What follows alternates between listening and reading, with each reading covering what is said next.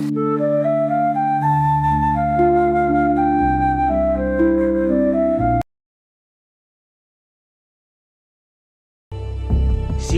na natin ang revolusyon. Ilabas ninyo ang inyong mga sedula!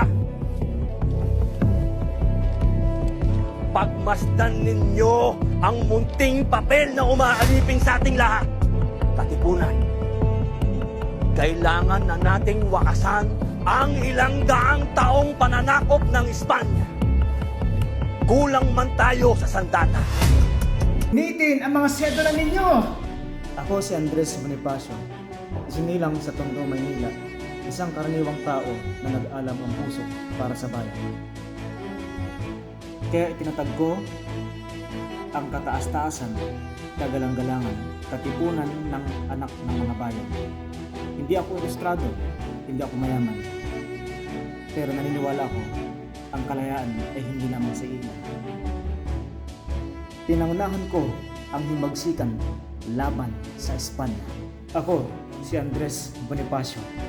Ang ating laban ay para sa dangal at kalayaan, hindi pa tapos.